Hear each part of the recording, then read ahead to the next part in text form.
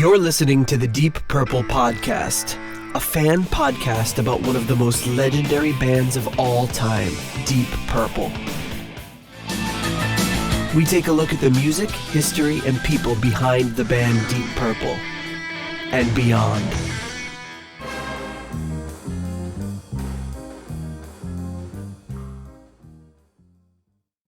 Welcome to the Deep Purple Podcast, the first and only podcast devoted to one of the greatest bands in rock history, Deep Purple. Today's episode is episode number 132, Gillan, Mr. Universe, Japanese version. And coming to you from the steamy, warm suburbs of Chicago, I'm your host, Nathan Beaudry. And coming to you from the less warm suburbs of Providence, I'm your co-host, John on the Lamb Matola. Uh-oh. What has happened since last week? Well, I mean, as you pointed out, anybody that's watching our video feed can see that my shelves behind me are slowly emptying, so it makes it look like I'm trying to disappear on the lamb. It looks like you're on clearance over there. Yeah. Oh, I should have said John Clarence Stale Matola. Yeah, exactly. Well, I'll tell you something. I'm coming to you from the suburbs of Chicago with a nice frosty cold beer that was sent to me by you. Hey, it finally got there. A little gumball head. That was some good stuff. Yeah, it was good stuff.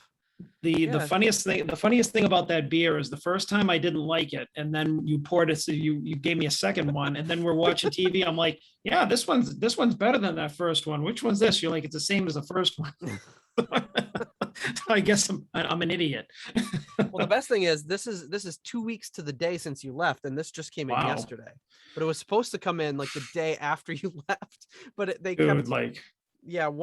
I felt so bad because I'm like, I don't want John to think I'm like ungrateful. I'm not thanking him for his gift, but they kept contacting me and saying, hey, we're going to deliver it at, no, I get a text message. Oh, John Matola sent you a gift. Oh my goodness, it's great. So click here to claim it and set up a time. I was like, oh, that was nice of him. And this was like while I was driving home from the airport. I was stuck in bumper to bumper traffic. It took me an hour to get back to the highway from dropping you off. Shit. So I was like, okay, so I set up the time. And that time came, or that day came, and they said, oh, we're not going to be able to deliver it at that time after all. So sorry about that. And then the whole thing started again, like the triggered whatever in the system's like, whoa, you've just got a gift from John Matola. And I was like, yeah, I know. And there's a click here to schedule it. So I clicked there and I scheduled it a second time. And then a day or the day of or the day before, oh, sorry, we're not going to be, this is not up to our standards, but we're not going to be able to deliver it that day. And I was like, all right. And then they said, we can do it this day. It was like the Saturday. Now we're at the Saturday. Now you left on Monday and we're at the Saturday. So I said, okay, deliver it this Saturday because I was going to be home that Saturday. Great. That morning, oh, we're so sorry. This is not up to our standards, but we're not going to. What's not up to I didn't send you a floral arrangement for Christ's sake. I sent you not up to their delivery alcohol. No, just say you don't have enough people to deliver. The place is 10 minutes away from you. I like freaking mapped it. I should have just sent you the freaking money and told you to go buy some beer. Just give me like a wad of cash. Here's some money. Go get, this is what I want you to buy. Go buy yourself something nice, kid. So this is the third time. And then I get the email again. Oh, John sent you I was like, I know. I'm just like, stop with then that time I was like, okay, deliver it on the next Saturday. So now we're like going on 2 weeks out. And then, the same thing. Oh, we're not going to be able to do that. It's like, this is the fourth time I'm trying, but they said, but we can do it on the Sunday. And I said, fine, but I'm working on the Sunday. So I had to authorize Jen to be like a recipient because you have to be of age. So I authorized her as a recipient and then it came. So there you go. I was actually thinking about it because I was check on it every couple of days. And I'm like, if this doesn't get here by like this time, I'm just going to freaking cancel it. And like, I don't know, Venmo you like, $50 and just be like, go down to the corner store and buy some freaking beer. Just send me a card like my grandma for my birthday. Here's a check for $50. But yeah, so they finally delivered it. And I mean, it was great. I mean, I think it's just their short staff, but I even sent them an email saying, hey, do you want me to just come pick it up? Like, I don't know, like with that point, they're like, well, you can do that, or we can try again for Sunday. I was like, well, you're gonna have to try again because I'm at work. So, hey, it all worked out. Good, but also we have a bottle of Aperol. I was actually making Aperol spritz, but my fridge that I'm trying to replace broke. The ice maker doesn't work on it. Oy. So, and we ordered a replacement fridge, and that came in on Saturday with a Mhm. huge dent in it. So I refused it. And I had already emptied out our garage fridge. So we got everything jammed into the one fridge that's in the middle of my kitchen, just sitting there.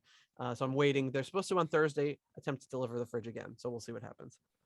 Oh boy, you're getting batting 1,000 with like no deliveries here, It's huh? funny, so this morning I just listened to the Pod of Thunder this week, and Nick was talking about his problems with Whirlpool appliances. Oh So boy. I Yep. messaged him and I said, Whirlpool, huh? Interesting. That's my fridge, which is less than 3 years old. I've had 2 shelves break on it that have to be replaced for like over $100 a pop, and wait months and months to get them in from Repair Clinic. And then after I ordered the second shelf, the ice machine stopped working. Less than 3 years old. Jeez. Piece of junk. Needless to say, my new fridge is not a Whirlpool, nor What'd will you any get? fridge I ever own ever again.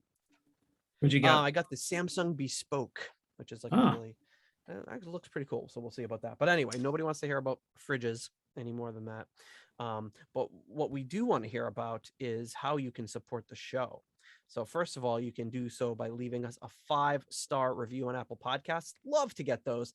And I got a little something new that I want to bring out in a second. So about the podcast reviews. So you can buy merch at our Etsy store. We got, I was gonna say we had hats. We don't have hats. I don't know why that came into Not yet. We don't have hats. We have shirts and mugs available. You can become a patron on Patreon or PayPal for as little as $1 a month. And here are some of the heroes that support us. First, at the executive tier. At the £10 tier, we have Dr. Jill Brees.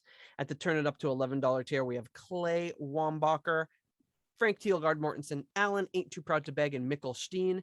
At the $10 Someone Came tier, we have Steve Seaborg of NameOnAnything.com and AllTheWorldSAstage.net, Ryan M., Jeff Bryce, Gerald Kelly, and Victor Campos. Thank you so much to all of you for your generous support on the Deep Purple podcast. Speaking of which, we have the Deep Dive Podcast Network.com, which is a underutilized domain name right now, but kind of a parking spot for all of our shows in the Deep Dive Podcast Network. And we have a new show that's joining us today, which the message just came through. And that is, opening it right now, Metal Gods Podcast, which is a podcast about Judas Priest. So check it out, which I need to listen to because I have an embarrassingly small amount of knowledge about Judas Priest. So really cool stuff. So then we also have a new Apple podcast review today.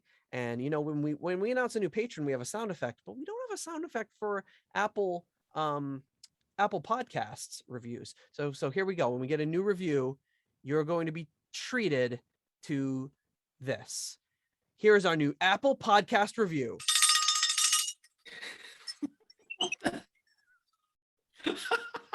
Is that the thing? That's the Flexitone, baby. I ordered one.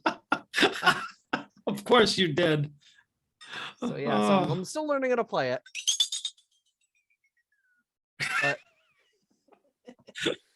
well, that's incentive, but I want to write a review just so you can wiggle that thing around again. So guys, get to your keyboards and write some Apple podcast reviews, because every time you send one in, I'm going to get better at the Flexitone until I'm rivaling Mark Nausif with his Flexitone skills.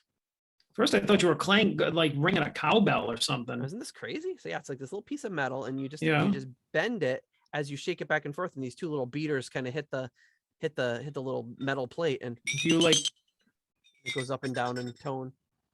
Do you release it and it does that, or do you hold it down while you? I'm just figuring this out on my own. I didn't actually do any sort of research, but what I think you do is you just kind of squeeze that like tighter for like a high pitch, and then you let it go to get a lower pitch. So it's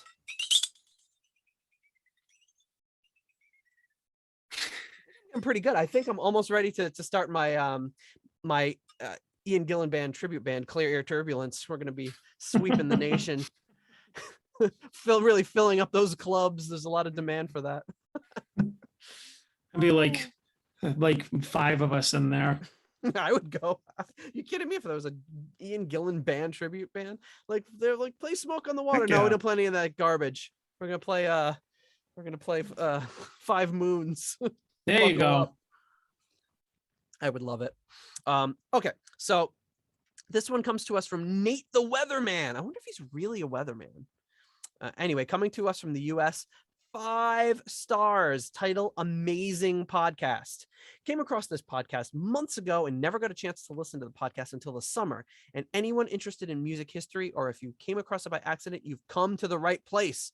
Love listening to the podcast from Moorhead, Minnesota. Well, thank you, Nate the Weatherman.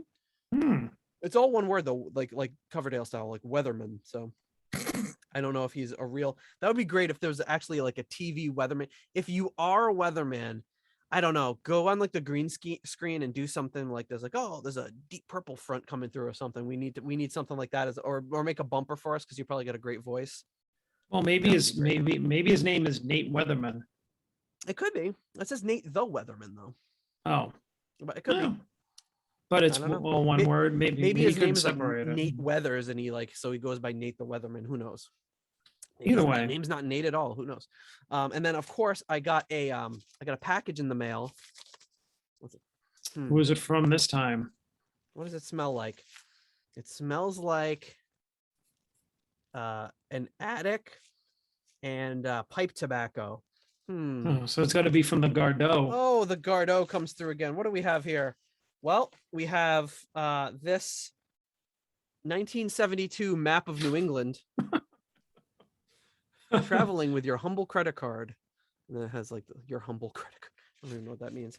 So yeah, I don't know if this is accurate enough to still find our way around, but yeah, this is pretty nice map of New England. It's well, it leaves, well, no, I guess they have the top part of Maine there at the bottom. So hey, there you go. Nice map of New England. All right. And he did attach a note. Let's see. And there's also there's a couple other maps. There's a this one is also from 90. Oh, it says Nate, in case you get lost in Illinois or you or go visit your folks, and John or your in-laws, enjoy, Pete. And this one's a map of Chicago. It looks like the same year, 1972. Map of Chicago. And it's like actually like Chicago, like zoomed right in. So next time I have a meeting for work, I'm taking this with me, baby. I'll be like, where's that again? Water Tower Place. Yeah, I can find it on my map. I wonder what people do if they saw me actually like looking at a map on the street like this. They'd know that they were being punked, or it was like something was amiss. So you like Peter. Open it up and like, put it on the hood of your car while you're pulled over on the side of the highway. Like, I think we took a wrong turn back here, and you're like yeah. All the way up on the northern end of your hood. I'd have to rent like a 1967 like Rambler or something so that I could park that on the street and wear period appropriate clothes. Thank you, Peter. We appreciate you. We appreciate, well, I shouldn't say we appreciate. We'll you're welcome for helping you clean out the attic and send us stuff. Yeah, right. At great expense, I'll mind you. It would have been a lot easier to recycle these, but yeah, these are going in my little drawer over there where I have little tchotchkes and things that have been sent to us by listeners over the years. So thank you, Peter. Appreciate that. Oh, all right, John, here we are. Never thought we'd be here.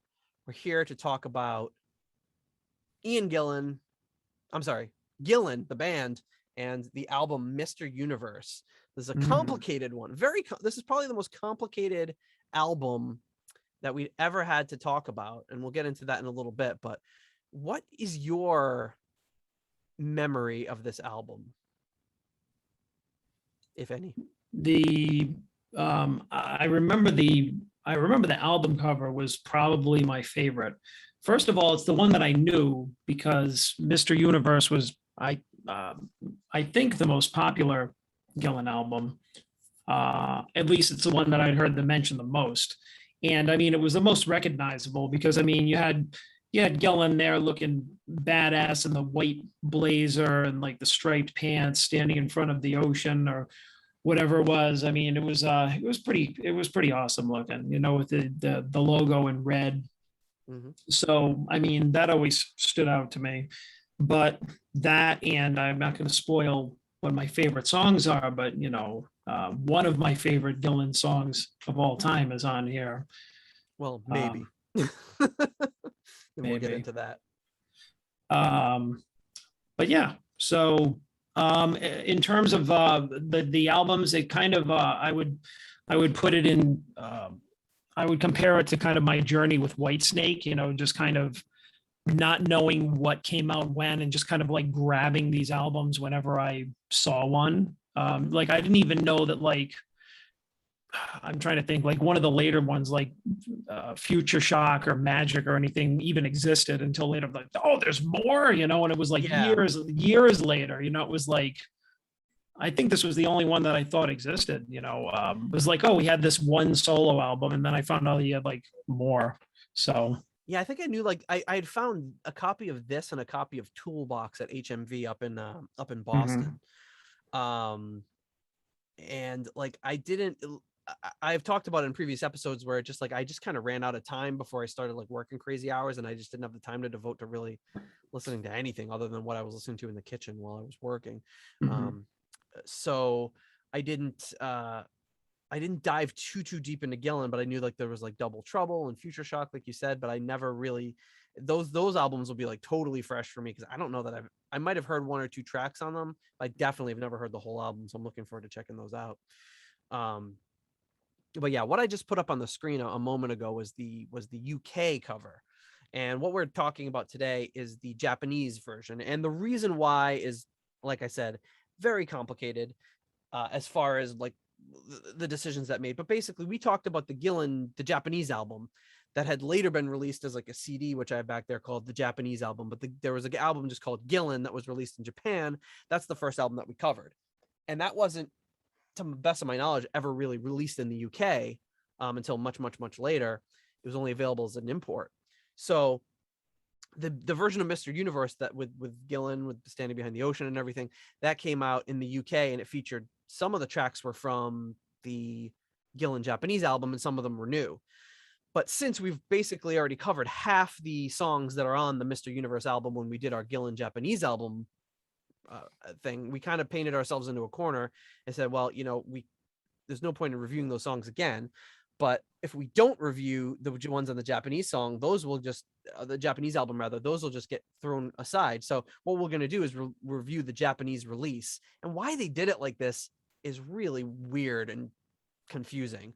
But I even put together like a little chart of like showing which songs are on which album. I'll see if I can put these in the show notes. I don't even know if I can, but there's also I found a similar chart that Jeff Bryce sent me just a couple of days ago that he took from the Stargazer magazine, which is kind of does exactly what I did. I think Simon Robinson looked at this and said, this is a mess. I need to make some sense of it. And it's the same way that I did, and put it to get down to a chart, which is similar to what I put together.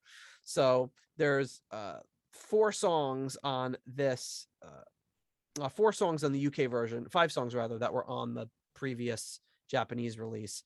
And so this song right here is going to contain the other tracks that were on that album as it was released, plus 4 songs that did not appear on either album. So we'll get into that in a minute because it's confusing. So leading up to the album, lineup change. Bernie Tormé comes into the band and replaces Steve Bird, who returns back to doing session work. Phil Banfield comes on the scene. He becomes Ian Gillan's manager, and he was his manager up until very recently. Ian and Phil went to the south coast of England to get the picture that they made for this album, which we were just looking at right here. Gillan says in his book, Child in Time, whip that out right now. He says he wanted a picture of me with only water behind, and to achieve the effect, he said, I had to jump. So there I was with my manager shouting, jump, and I jump again and again. From that moment, we agreed that when Phil says jump, I jump. Classic Gillan quote.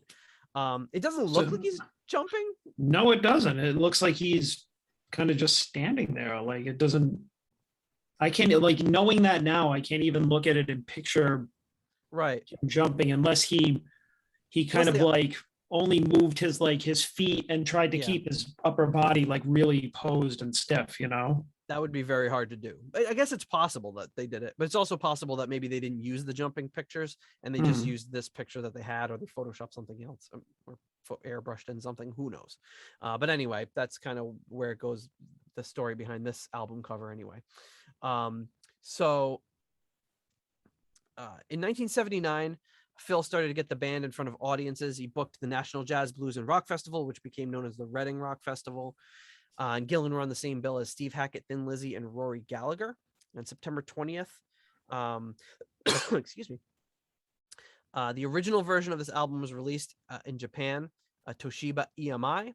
The album was billed as Ian Gillan, and then Australia and New Zealand got it later that year. That version is the one we're going to listen to today. It has a different track list, and I'll put links in the notes to the Japanese version, the UK version, if you want to check out the differences. So then it was in 1993 that Gillan, the Japanese album, came out, and that was the first time you kind of saw the original form, like we talked about. But it also contained all these Mr. Universe stuff. That's where it gets even more confusing. So the UK version is really more of like a compilation with the 4 tracks previously released, and one of them was with the previous lineup, and then the Japanese version is itself a brand new album. So yeah, and Simon Robinson says in Stargazer, it doesn't really detect any real differences between the duplicated tracks that are on the album, although some of them are rumored to have been re-recorded. But he kind of has some stuff to say later on that we'll get into about the differences between the 2 albums. So the personnel involved, of course, on bass, we have the meanest looking man around, John McCoy, unbelievable, pure giant of rock, like the perfect rock star, just unbelievable guy. On drums, we've got Mick Underwood. Guitar, we bring in Bernie Tormé. He had played in a band called The Urge in the early 70s. He'd also played in a band called Scrapyard with John McCoy in the mid 70s. So that's where McCoy knew him from and how he got the gig. He then formed the Bernie Tormé Band, which released its first record in 1979. And that was his only recorded work prior to getting to Gillan, which is funny to come on the scene with like his solo band and then jumps right into Gillan after that. And sadly, he passed away a couple years ago in 2019. Then on keyboards, of course, we have Colin Towns, and on vocals, you guessed it, Ian Gillan. So Paul Chaz Watkins, again, the engineer. And that brings us to the album artwork. We talked about the Mr. Universe UK version. That's the one that I always saw in every record store, and the one, like you said, is probably one of his better. I'm sure it must be. I didn't look it up, but it must be one of his best-selling albums in Gillan. But this is the Japanese version. So thank you to Jeff Bryce for. I had a really small, crappy version of this, and he took a beautiful picture with the help of his lovely wife, and we're able to crop it and make a nicer looking album cover. So I really appreciate that. And this is it. It's billed as Ian Gillan, not Gillan. And again, they were kind of in a, between Ian Gillan Band, Gillan and Ian Gillan. They were kind of going through a transition at this point. And that's just a picture of him from the Reading Rock Festival. You can see he's wearing the Reading Rock Festival sticker on his jean jacket or shirt or whatever it is, denim shirt. And he's just holding the mic and smiling, and it just says Mr. Universe. So it's definitely a less professional looking. It's a great photo, but it's kind of a less pro looking cover, in my opinion. So the photography was done. We have Mick Gregory, Yuka Fuji, Victor Watts, and then Jubilee Graphics doing the UK sleeve design that we just looked at. And there's not really a lot of credits in it for the Japanese version, just that cover is from the Reading Rock Festival. The back of the album, it's got Mr. Universe, Ian Gillan. It's everything's kind of on an angle here, and just lists the band members, special thanks, track listing, nothing crazy. And it's recorded at Kingsway, which is Gillan's studio in London.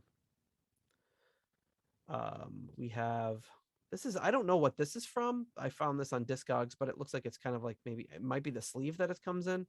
It just says it says asterisk all instruments played by Colin Towns, referring to the instrumental that he does. And then the photography credit there. So this is from the Stargazer fan magazine, has a track listing, what was released in Japan versus Australia, in New Zealand.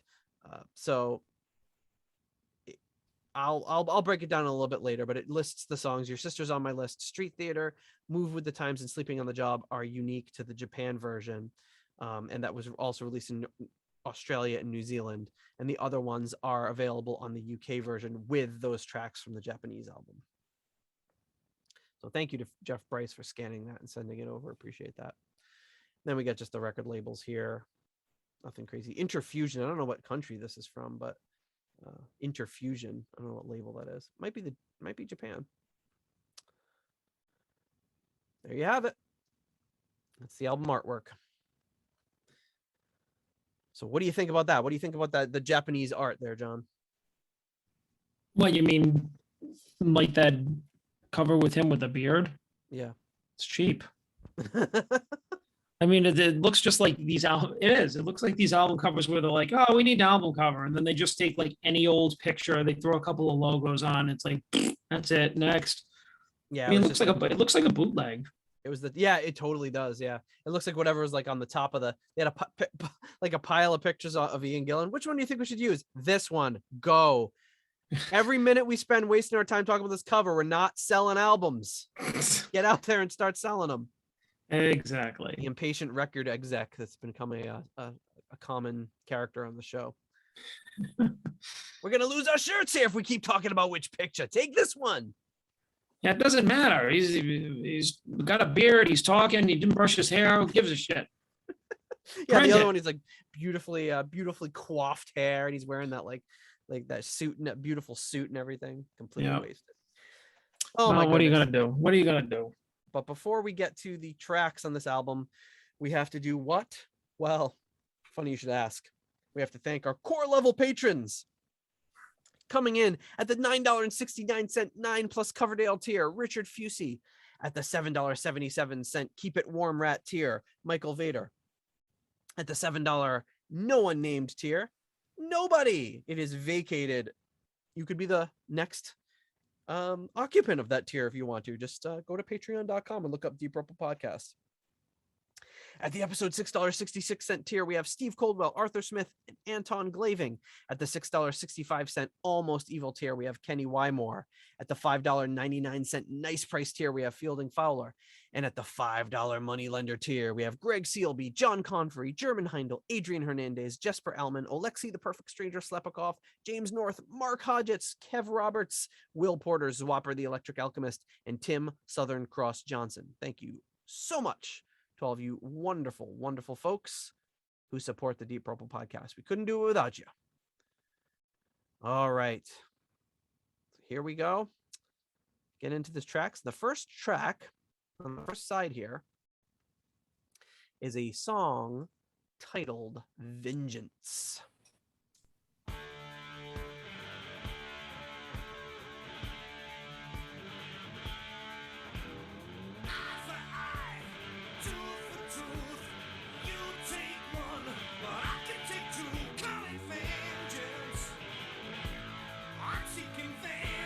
And this is written by Gillan and Towns.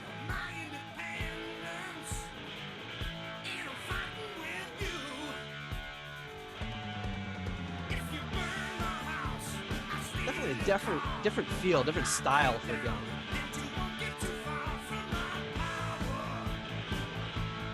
No, he definitely came in hot there. You know, just him singing with the guitar, like doing the riff. Pretty cool way to start the album. Great guitar tone.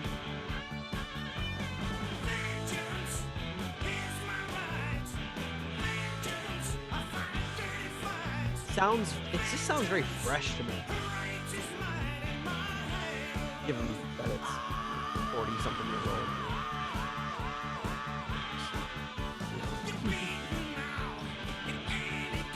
Yeah, I feel like with Bernie Torme, it's like his first time like working with like, you know, a quote unquote shredder. Mm-hmm. You know, because he's really just like, you know, working that whammy bar, and you know, he's kind of got that really like, I don't know, like that flangey type of tone. Yeah, it's like it reminds me of like a Rhodes tone. And you know, it's heavy, but it's like melodic too, like the, you know, almost even a little poppy.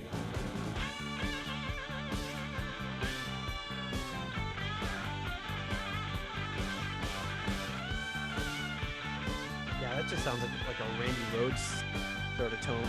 Yeah.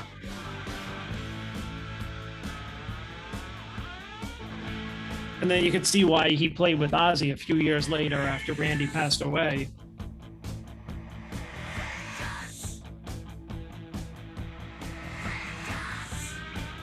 Weird, like reverse reverb going on there in the vocals.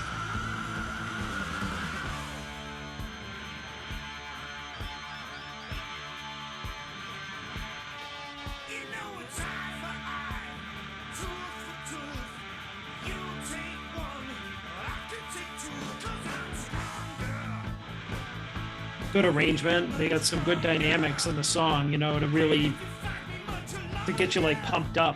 Yeah, it's only 3.5 minutes, but a lot of great energy. The band just sounds like they're banging on all cylinders.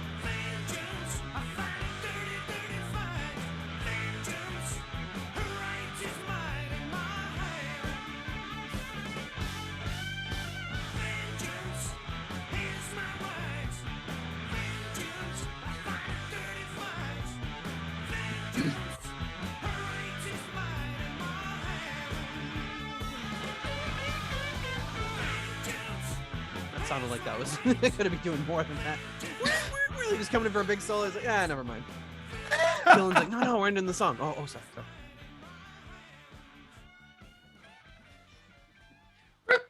Oh, never. Yeah, they did. Oh, we forgot to cut it out. They did like a guitar harmony there, like a guitar harmony part there at the very, very end as it was fading out.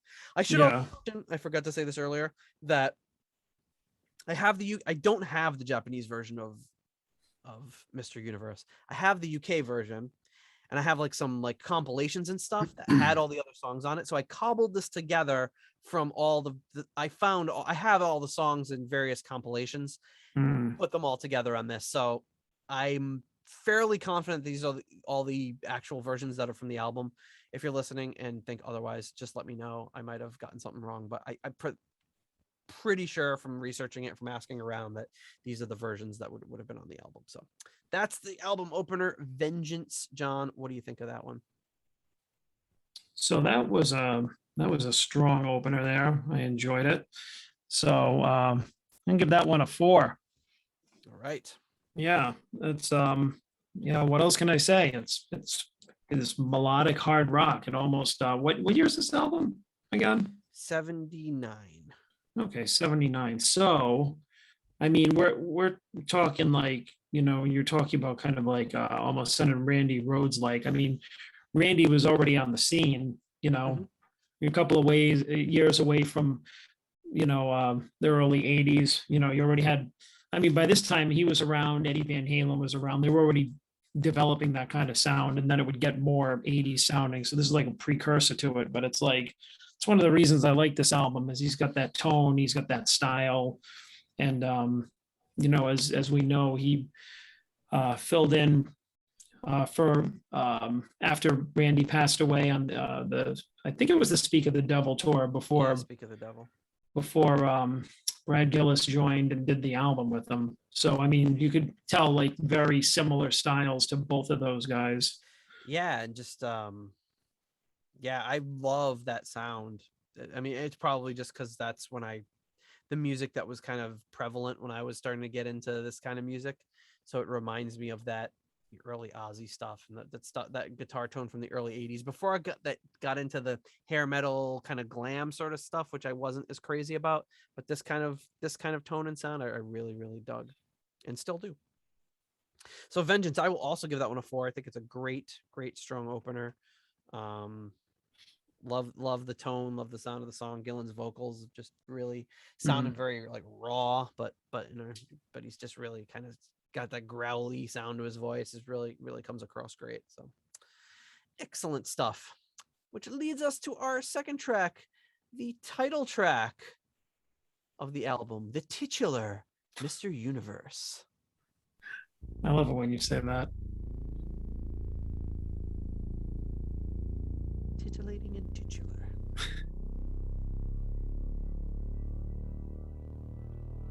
I think this is a brilliant way to open the song. Almost has like a Pink Floyd feel to it at the very beginning, which is not what you'd expect from a Gillan album. But it's so dramatic. I guess you call it like the keyboard riff. It's just very dramatic.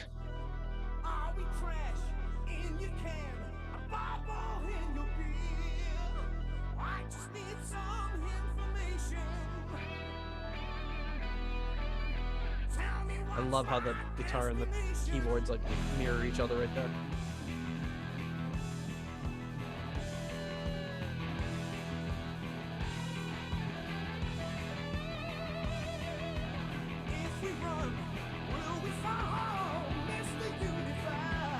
Very good, good build. Yeah, I think the arrangement of the song is fantastic.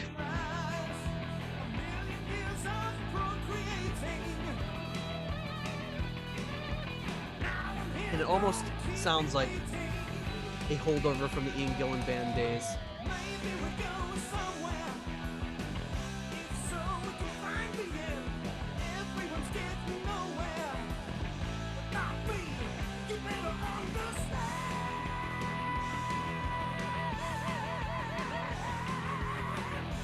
And that's the second time that him and the whammy bar have kind of mimicked each other, which is great on the album. Very frantic sounding song for just the second song of the album. You'd expect something that does later on. Yeah, right, but yeah, no complaints. I love that.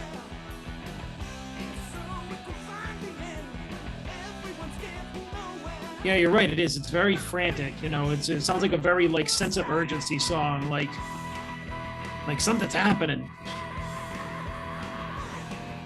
It reminds me of almost like a Sheriff Plenty, like off of Cherokee, like the frantic nature of it, and maybe it's that keyboard sound too.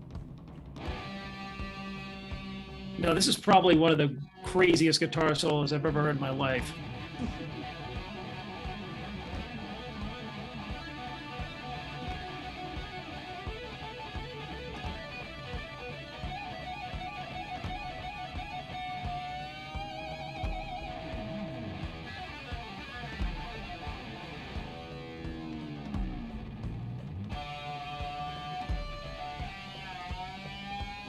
Really creating a showcase for Torme early on in this album.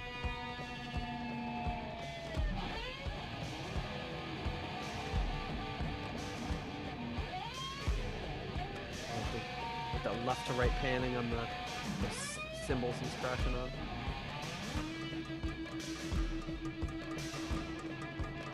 I mean, who does this? Especially on a studio track, like this is something you'd expect live, but to just bust out into this on a studio track is kind of crazy.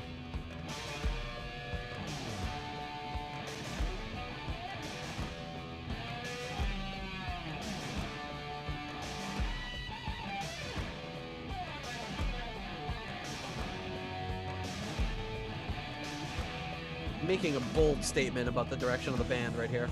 Oh, yeah.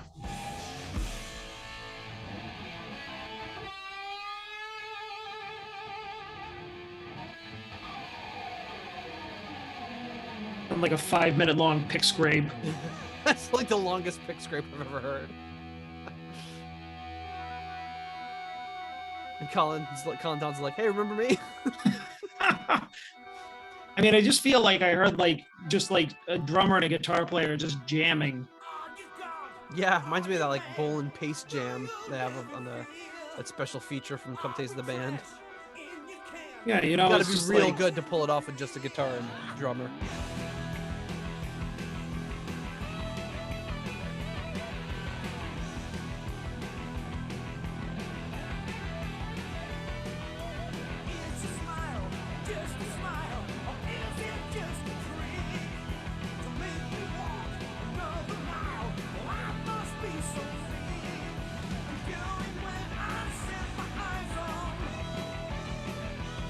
What's that bass chugging along?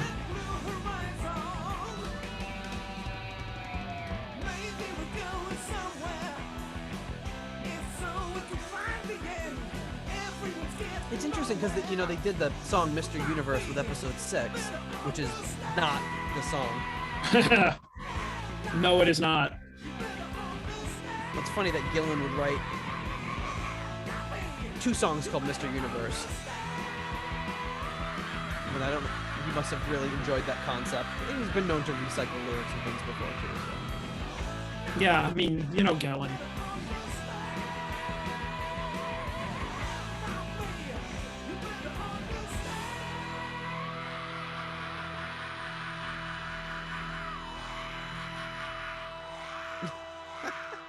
He's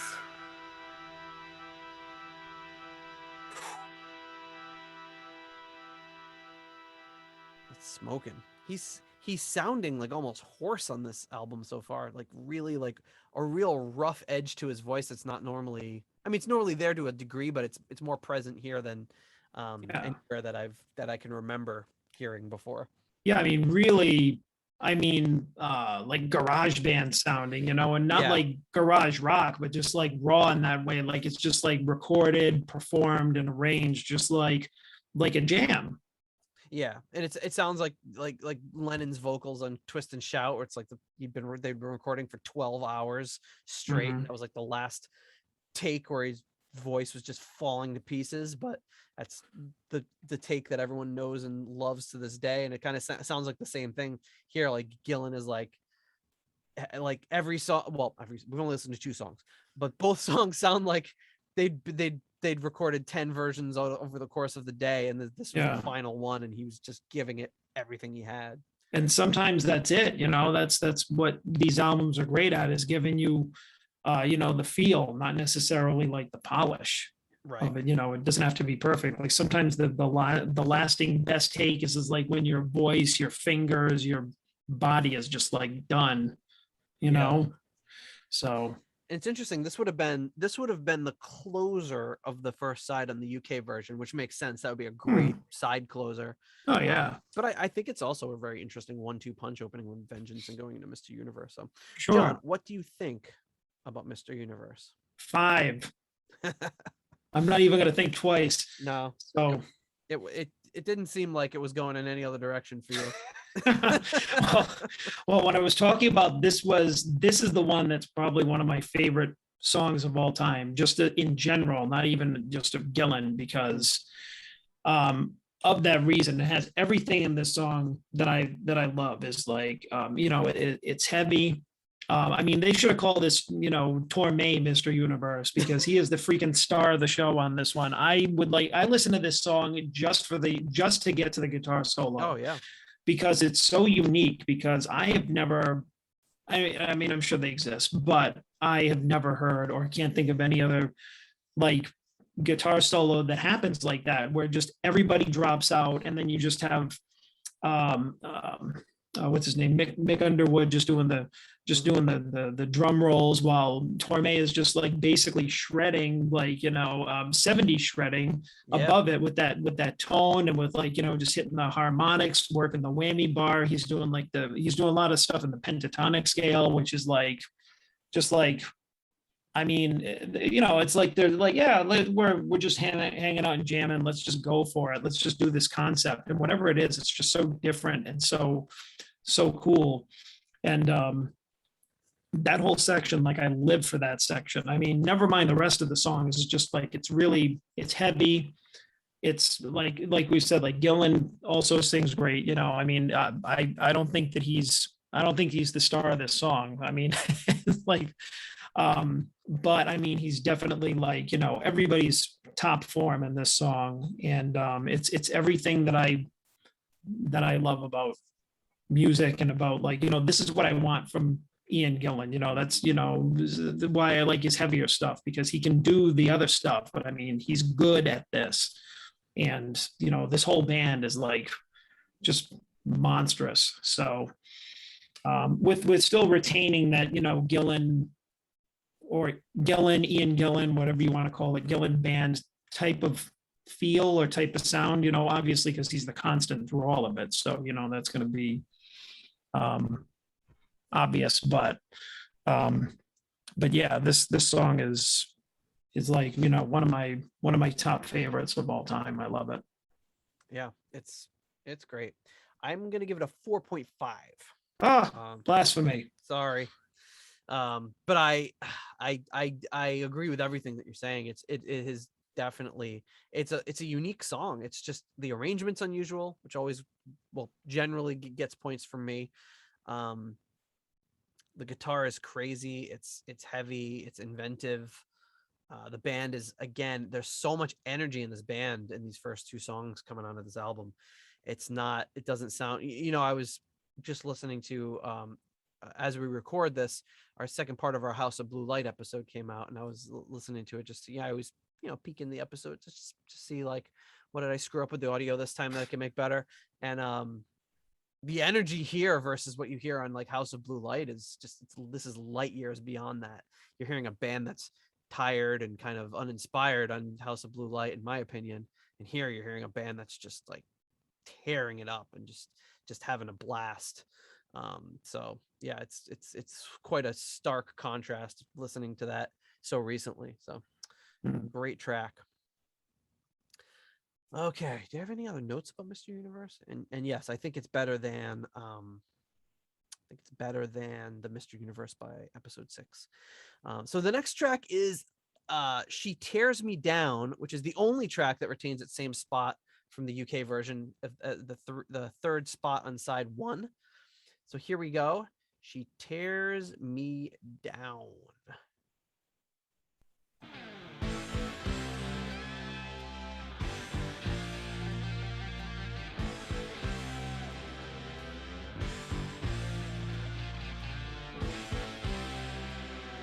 They're sticking with the heaviness, man. I love it.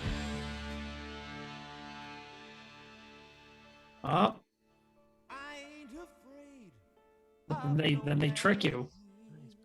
Let's bring it down a notch. Doing some nice volume swells on the guitar there. Yeah. Tell me you understand. Say that you understand.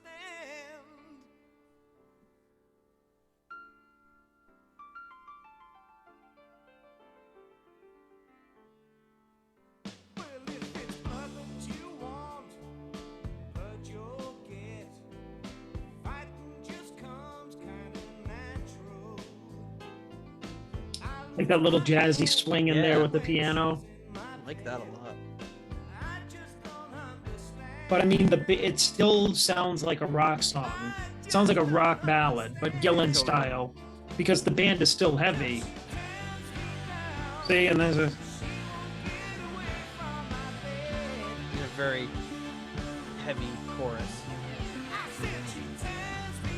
But the piano still remains in there, and it fits in very well. I love that. These guys knew the way that guitar comes in, it sounds almost like a sax at first. Like, and I'm thinking the sax solo would work perfect in the song. But it just sounds like somebody. You get that little string pad in the background there. Very low in the mix.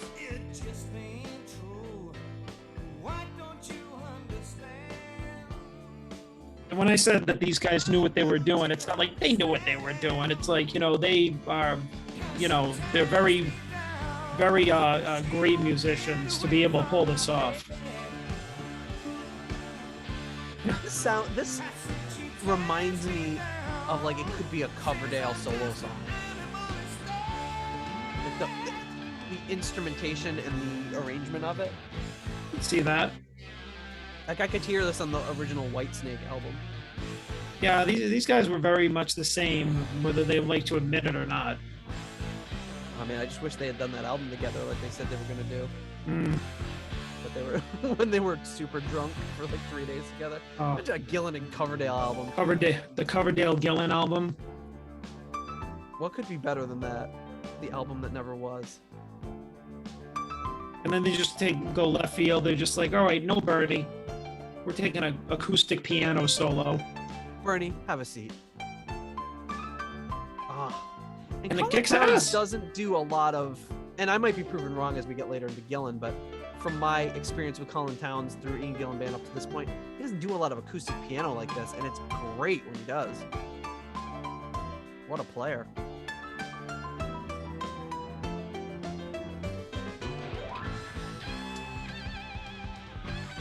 And Bernie's like, oh no, you don't. I'm getting some FaceTime here. And we talked in our House of Blue Light episode about that interplay between John Lord and Blackmore being a little absent. Not so much absent here. I mean, not between those guys, but between the keys and the guitar.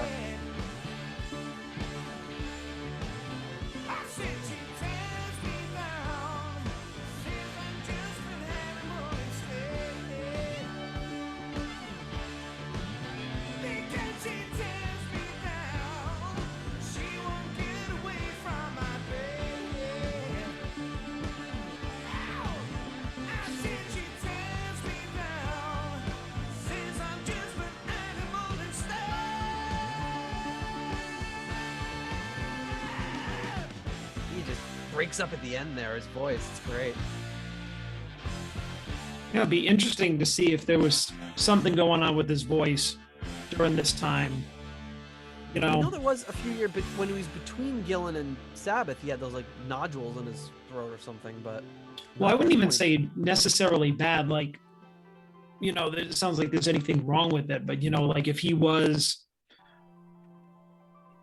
like doing, you know, purposely trying to sound hoarse or, you know, or a little more raw than he usually does.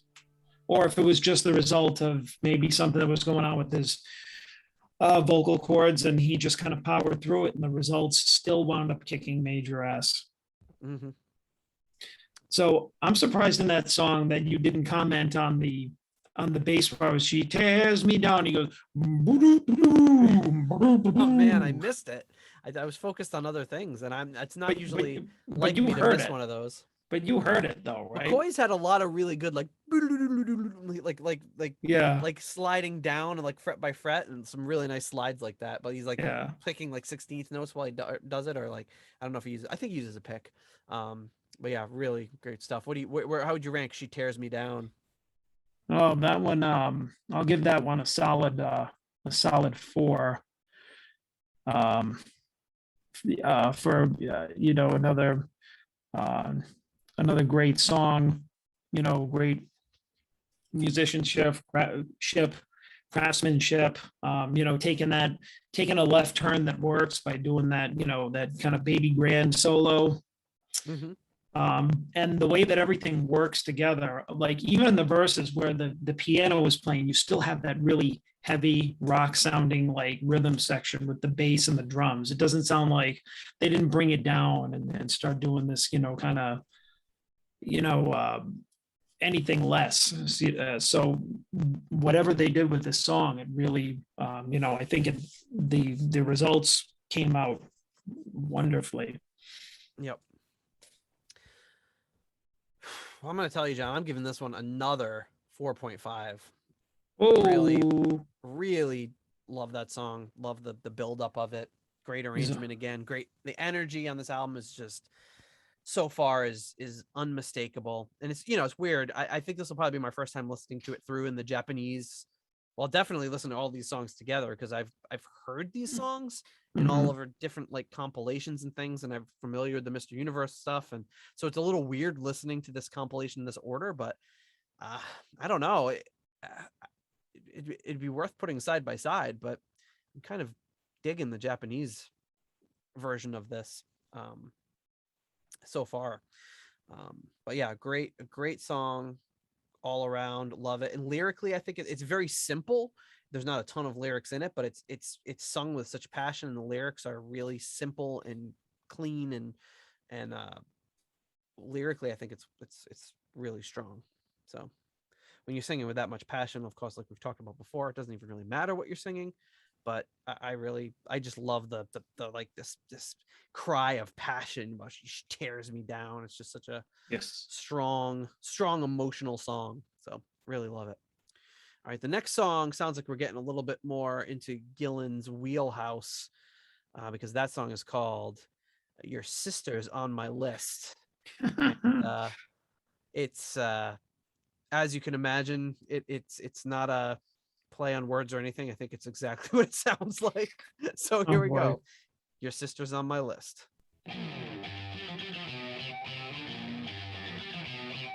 Listen to that. Wow. It's great.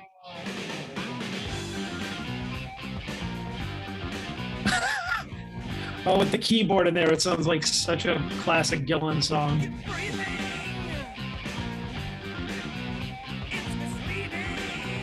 Just to sound like his vocal delivery sounds even Gillan bandish.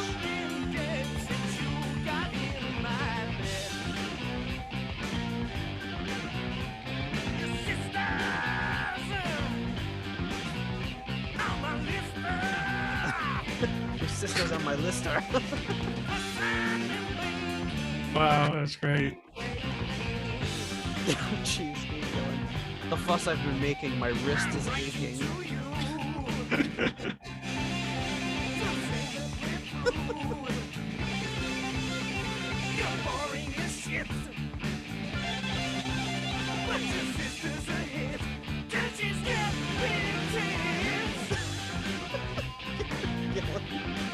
Are you catching these lyrics? Yeah, I'm getting bits and pieces here. I think we might have to go over them when the song's over. I think it's worth doing that.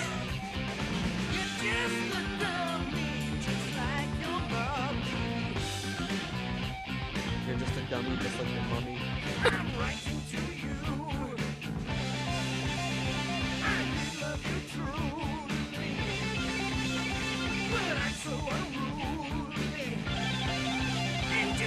Oh, those guitar fills are so guitar virtuoso Yeah. fills.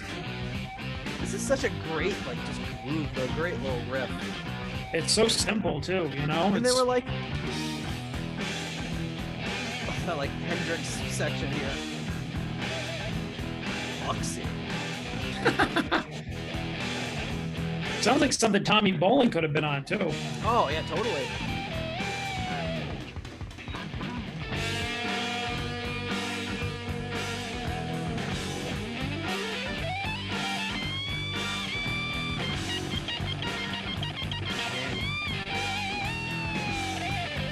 You can just hear his like pick hitting the pickups. And you hear it so clearly.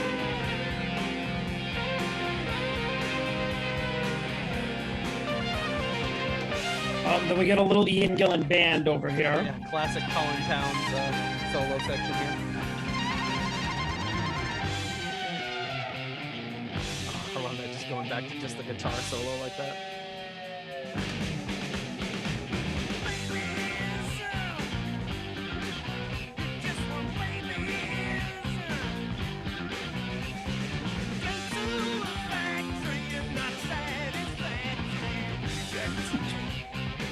Do you rhyme factory with satisfactory? Go to a factory, you're not satisfactory. Reject.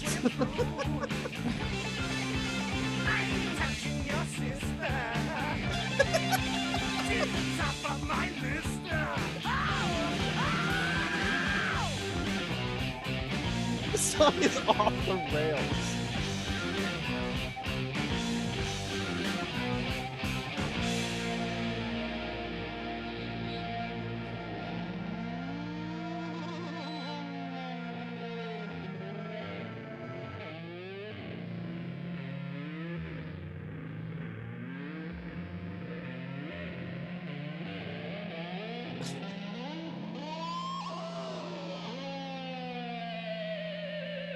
Well, I was talking about how Mr. Universe was a good side closer. This is a pretty damn good side closer too. I think before we go to our rankings though, we don't often do this. In fact, we may never have done this. But I think we do need to look at the lyrics. It's because it's very Gillan. So your breathing, it's misleading. I'm sure you've been dead since you got in my bed. Your sister's on my list. The fuss I've been making, my wrist is aching. This guy. Which is not, it's not usually like Gillan to, so I was like, is he using the wrist on her? Is he using it on himself? It's not like Gillan to say something like the former, but he says, I'm writing to you to say that we're through. You're boring as shit. Your sister's a hit because she's got big, you know what. So. That's great. Which is just it's just like a, just a silly kind of weird, it is like dirty, silly kind of song. It says, feelings, you've got no feelings. You're just a dummy, just like your mummy. So is he talking about the sister? Like she's on his list, but he's kind of being a little rude. I And then don't he know. says, I'm writing to you. I did love you true, Lee, but I'm so unruly. And you like Anthony Newley. I don't know who that is. I'm Right. sure. Anthony Newley, an English actor and singer and songwriter. Okay. There you go. but when I think about your sister, ow! I'm right. Okay, so I talked about that. Yeah, when I think about your sister, ow! Babies, you just babies. I don't understand that one. Or you got babies. I forget. Go to a factory. You're not satisfactory. Rejects. I like that one. I like how he rhymed factory with satisfactory. Yeah, that's pretty good. It's pretty good. And then he takes it all home with, I'm writing to you to say that we're through. I'm touching your sister. She's the top of my list. I'm touching your sister. That's such a, like, I just wonder, like, who Gillan's, this isn't like a Well, maybe the song is to like a girl who he doesn't like, but he likes her sister. oh, okay. For some reason I was thinking it was like a guy's sister, but yeah, you might be right. Right. I mean, So it could be yeah, either that would one. would make sense, because he's like it's like he's insulting, but then he's like really into the sister. I was thinking he was insulting. This, like, why is he being mean to her? And then he's like, oh, I want to, like, Well, you're no, on my because he list, says, you're a dummy, you know. So I'm maybe writing to you to say that we're through. You're boring as shit. So Oh. maybe he's in a relationship with and it Gotcha, sounds like yeah. a really Gillan thing to do. Like maybe he's in a relationship with a girl who's got a hot sister, and he's just like, yeah, I hate you, but your sister's got big bazoombas, and you know. She's got big.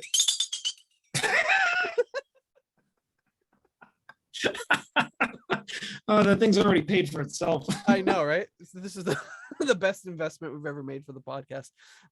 Yeah, that's a good, I mean, it seems so obvious now that you say it, but yeah, it's not like these lyrics are like super But deep, but I did love for some you reason I was truly. thinking of it in terms of like it's his friend, like his guy friend, and he's into the sister. But yeah, this makes a heck of a lot. Well, no, more because sense. it's like, I'm writing to you, I did love you truly, but I'm so unruly.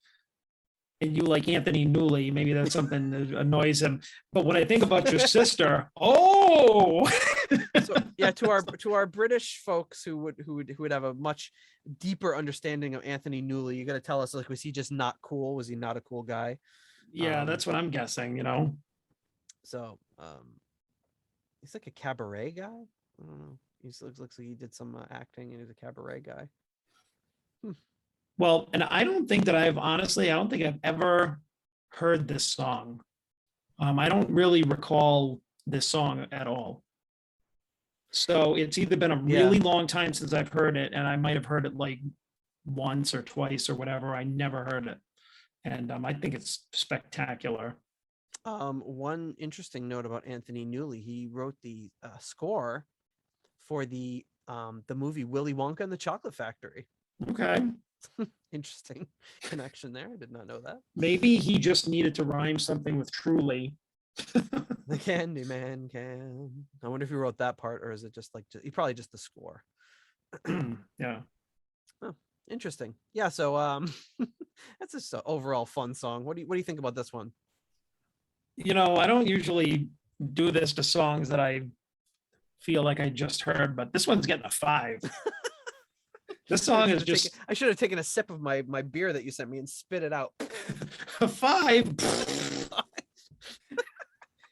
I mean, I gotta say, right? It's just like, this is another one that has that everything that I dig about a song. It's got this really cool riff, and it's not just the riff, but I mean, it's just like, it's the tone of the guitar, the way everything's produced, like the way that that's recorded. The lyrics are just crazy. The lyrics made it like really fun, and it's just one of those songs that, like, you know what? It's like this one and Mr. Universe are like two songs where it's like, if somebody was just like if you want to play me like this really like cool heavy song by a band that you love, like what would you play? Like what would best represent like the Ian, like not the Ian Gillan, just like the Gillan band, or what's something that you really like now, and you'd be proud to present it to them and be like, yeah, that's the shit that I like, Yeah.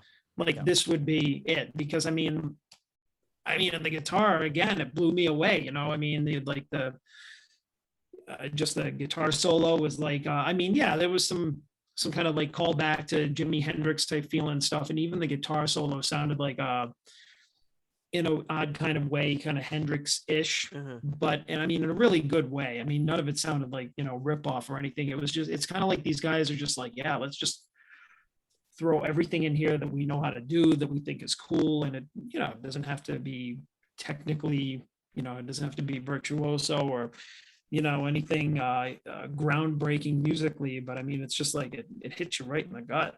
So I mean, I'm excited about this song. I mean, I'm like, yep, I know what I'm listening to the next time I'm in the car. Oh, God, yeah. Well, for good luck finding a copy of this version of the album, but hopefully you can find it in one of the compilation. I forgot which. There's like a rarities compilation or something that it's on, but yeah, I'm real close on this one, but I'm gonna go with another 4.5 because it's just the riff, the feeling, the energy behind it. Again, like we've been saying, just like the energy behind so much of this album is just incredible. It's just fun. It's upbeat. It's just the band is just banging away on all cylinders. Lyrically, it's ridiculous but funny at the same time. So yeah, it's a really it's a traditional Gillan sort of subject matter, but it's exactly. Yeah, it's funny. It's great stuff. Yeah, I'm really digging this layout of this album here. So we're ready to do it. We're ready to flip over to the other side of the album, and that one kicks off with an instrumental here by Mr. Colin Towns, and that one's called Street Theater.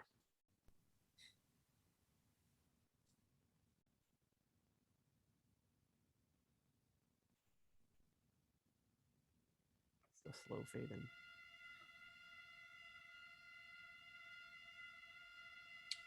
Wasn't this on one of the other albums? It's you know what?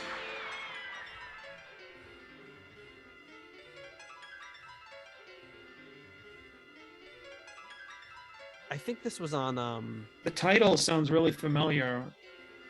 Wasn't it on like the Gillan Japanese album or something? Well, I think what happened was the Gillan Japanese album starts with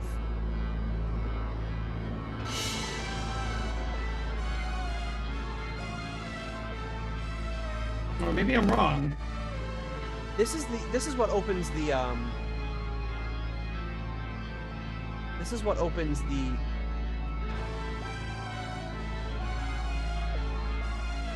No, I don't know what I'm talking about. We listened to this before because when we were listening to the Gillan album, we had like the wrong opening, and then we had to go get it off of the album. Right, I remember that.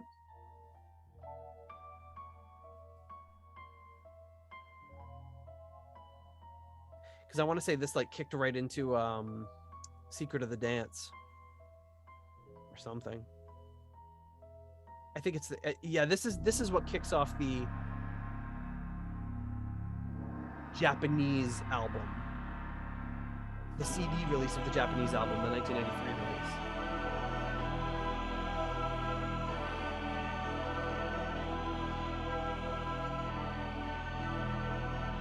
And then it goes into Secret of the Dance. But on the original Japanese album, it starts with Second Sight, another Colin Towns instrumental that goes into Secret of the Dance.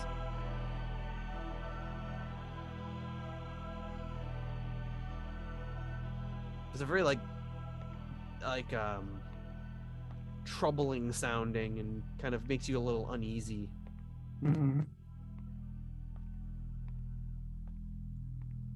That is Street Theater, a nice quick one.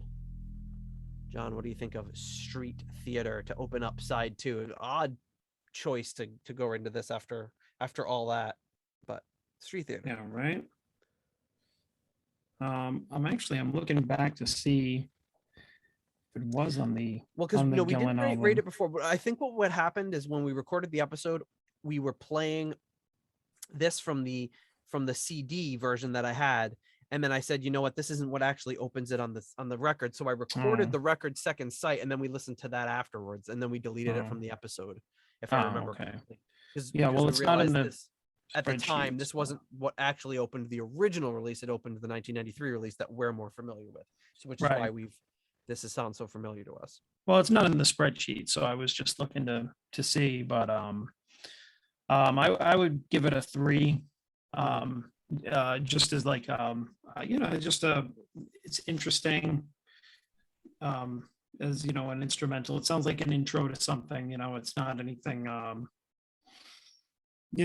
really special. In terms of the album, it's almost kind of like a curveball, because everything from now has just been almost like straight ahead rock, and Right. then there's just kind of that. Well, it is a little weird to go from all of that, like, heavy rock and stuff, and it feels like something more that should have opened the album, which is maybe why they made that change after the fact. But I will also give it a 3. I mean, it's a really nice, interesting piece. It does seem to kind of break up the thing that they had going on in this album so far. But with that, we will be moving on into the next track, which will probably get us a little more on track. And this one's called Roller.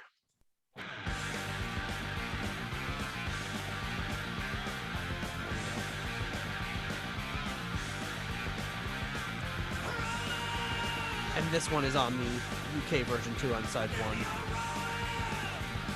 Yeah, this is really heavy. Yeah.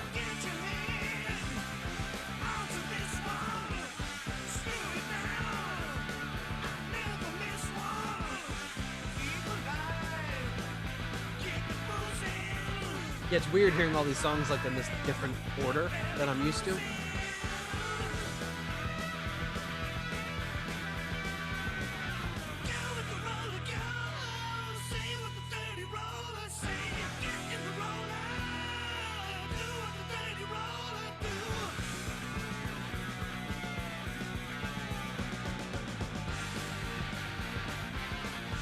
Man, that's a nasty ass riff.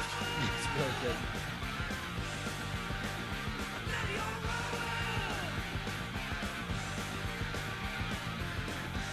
Man, I need more Bernie Torme in my life. I feel like we need to talk about the lyrics again. Oh boy.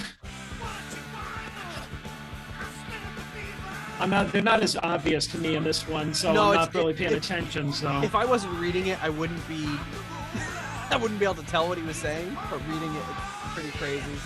Just picture like Ian Gillan sitting there with that bandana he was wearing around that time, smoking a cigarette, writing these all out in a notepad, like, oh yeah.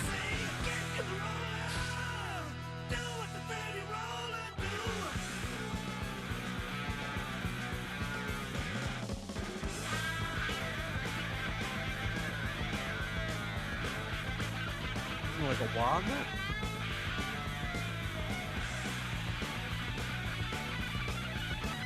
Bernie Torme is out of control on this album. my God. Yeah.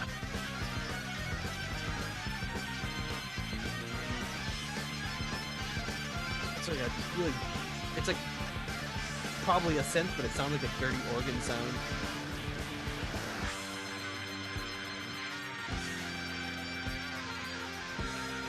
You know what I like too is they didn't clutter up the solo with like a lot of background noise. They just kept it the drums and the bass, so you can hear the bass chugging along, so it sounds live. Yep. I love the way they came out of that section.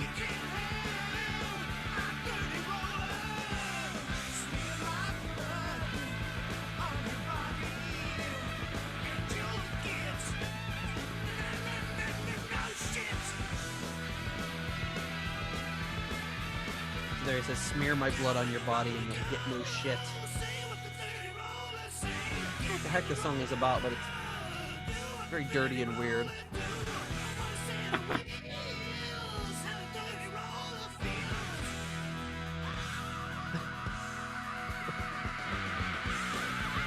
Must be amazing to be such a good singer that you can be like, I don't have something for that last line.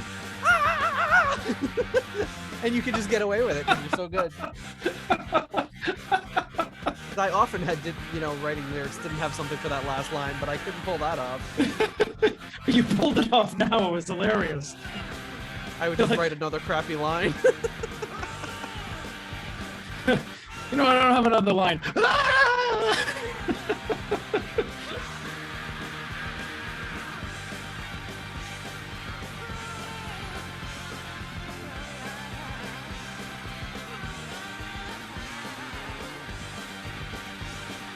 Man, that bass is kicking right now. Yeah, it's got a great snarl to it. Snarly tune.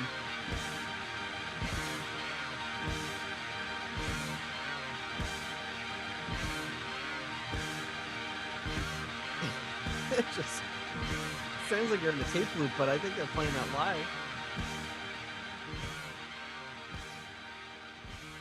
Crazy. Maybe they did. So the line that got me, which you couldn't tell listening to it because of the way that he sung it, and I wish I had the timestamp because I'd just go back and play it, but keep your hands on my lever, watch it while I stab your beaver.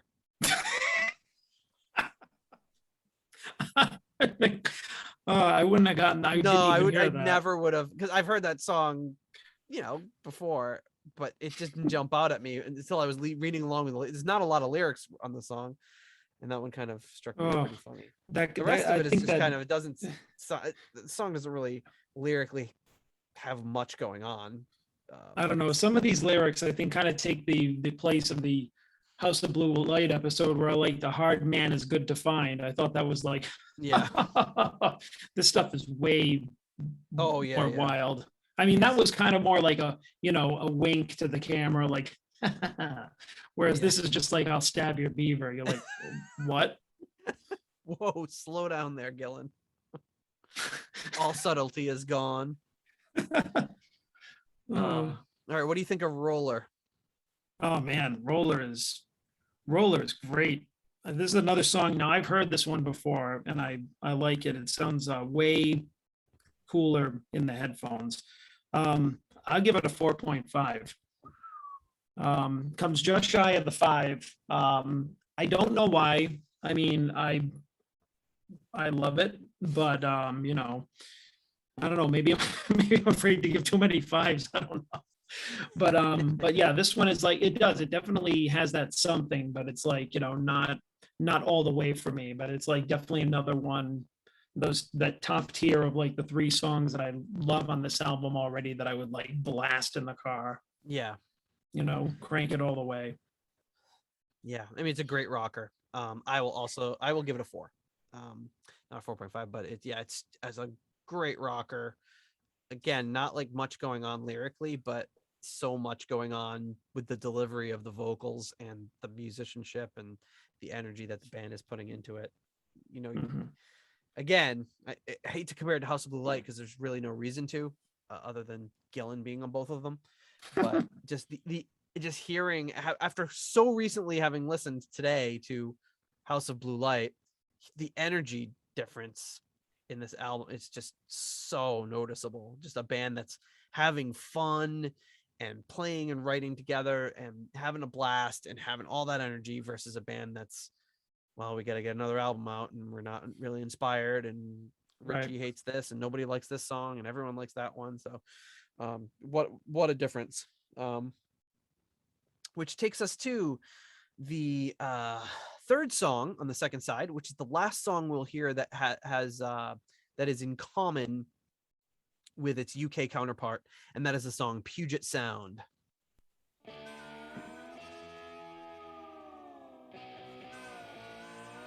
Harmonica going on in the background there.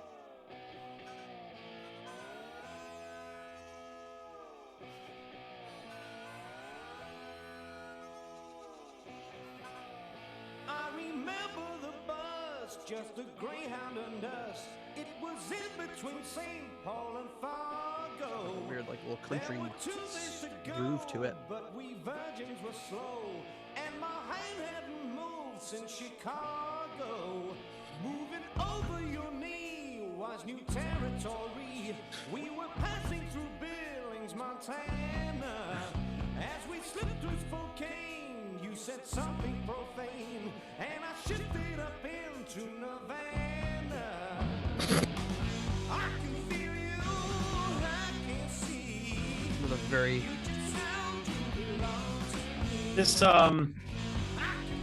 This part sounds like it could be another Coverdale song. It's kind of got that a little bit of that groove. a little Mickey Moody collab with that slide. Yeah, probably because of the slide. Yeah. The little sleazy little drum line here.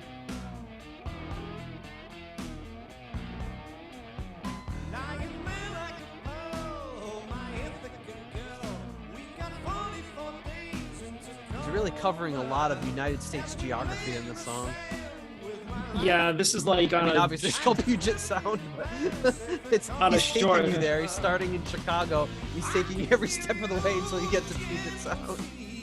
But this is like, on a short list of songs that I know that are just like, about a place. And so they're like, yeah, and then I went to LA and I smoked some cocaine, or whatever, it's like one where the band like, talks about all the cities that they've been in. And Yeah. I mean, it's like, Ooh, listen at to this this, point, though. it's going to play it out,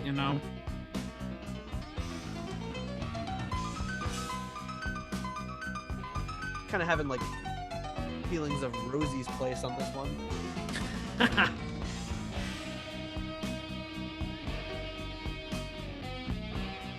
Man, I love Torme's tone on this album.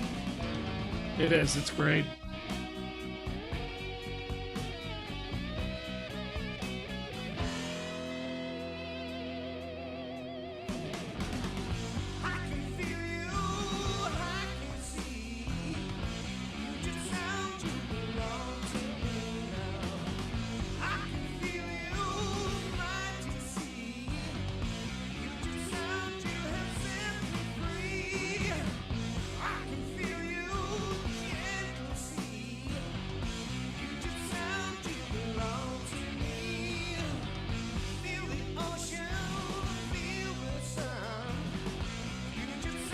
Reminds me of that weird line from Fear of Turbulence. He's like, "Get into Duluth, get into Duluth," and You say Billy Ocean? he says, "Feel the ocean." That would be great, Billy. Close Ocean. enough. Billy Ocean! We crossed Billy Ocean on the way to Tacoma. What was like that? What's that Eagle song? Where they I talk got about- ocean on my mind.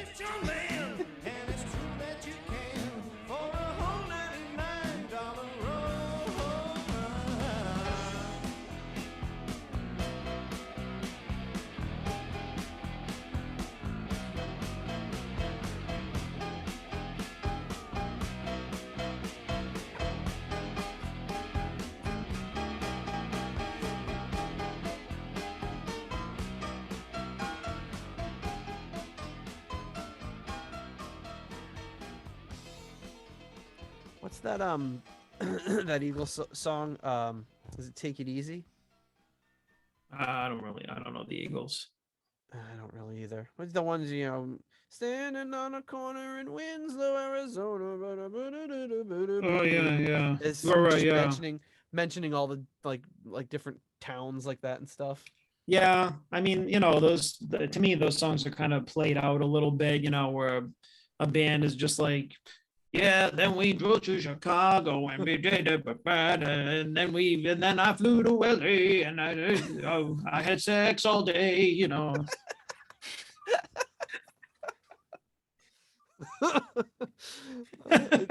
It's yeah, I think it's in a way it's like a little pandering. Well, especially if you're like doing it like in the town that you're in.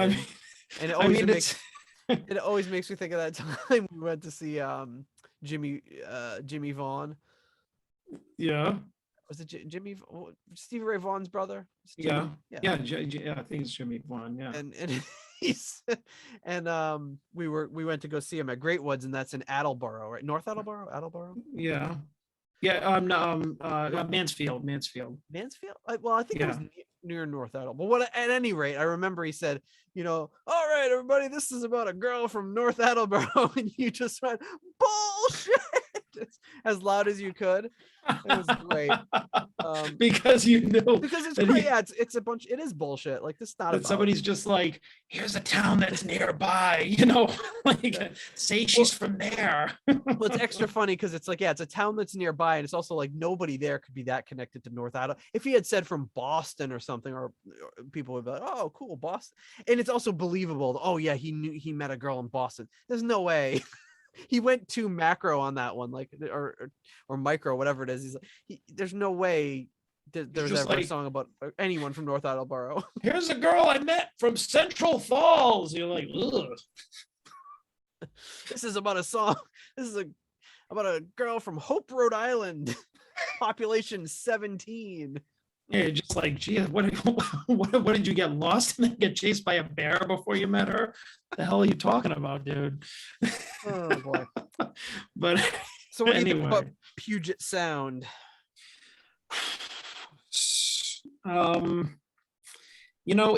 It's kind of cool, but I'm gonna have to give it a 3. I wasn't interested.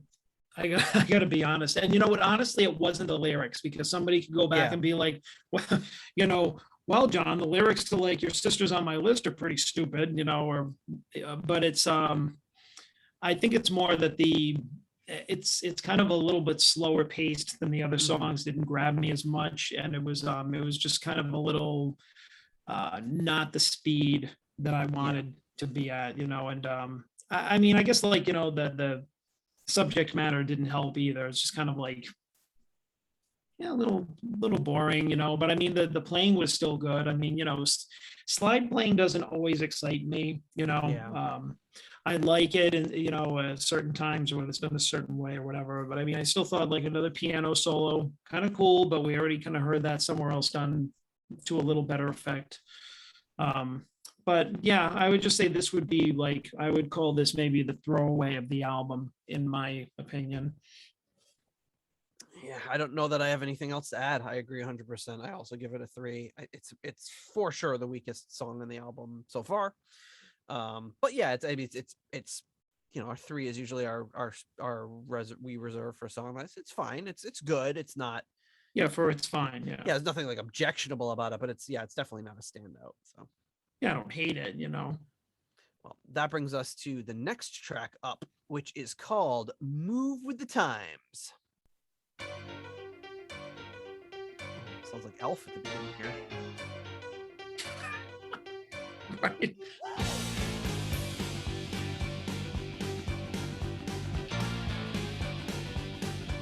He's almost doing like a weird little like, I can't tell if he's achieving that dream. I don't know if he's leaning on the tremolo a little bit on the do that.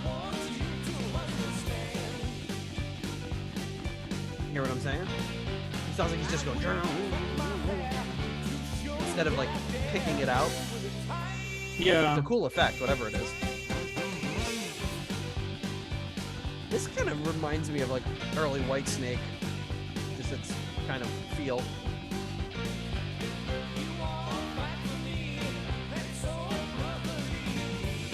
Yeah, kind of like Take Me With You vibe. Sure. Yeah, there's already a few early Whitesnake comparisons that we made here. It's kind of interesting. And not something I ever really make comparison between those two, like Gillan and Whitesnake.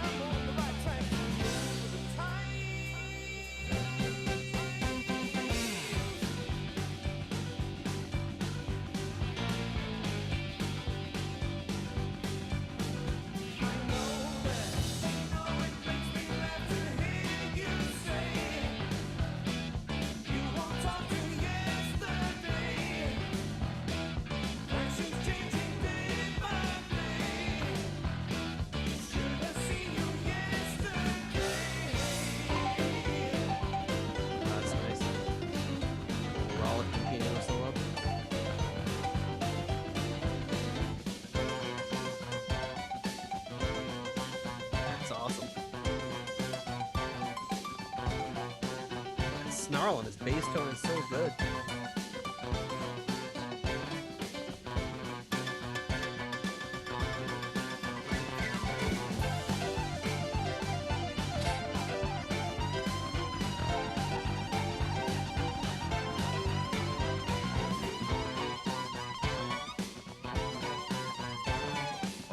care.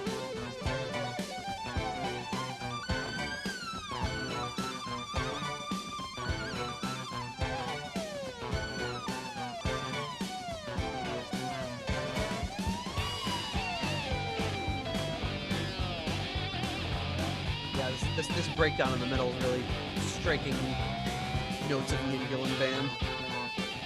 Mm-hmm.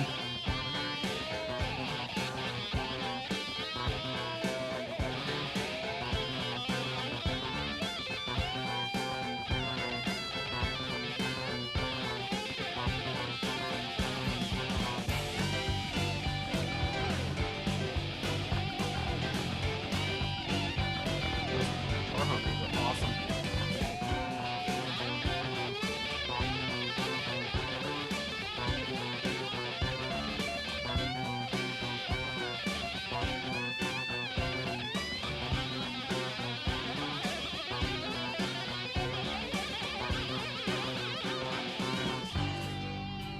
Man, that was a hell of an instrumental break for what, Yeah. couple minutes. It's almost like they wanted to do that, but they didn't have a song like this. Gillan, just put something together. We're just gonna talk about cutting your hair or something, and we're gonna jam over it.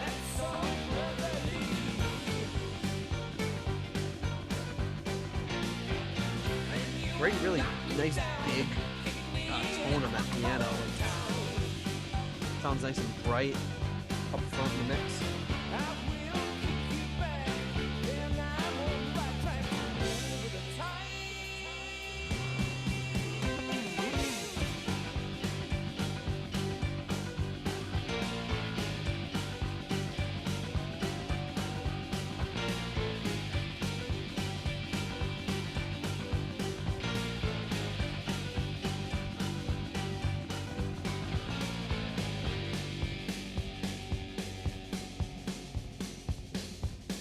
Forgot to tell Mick to stop playing.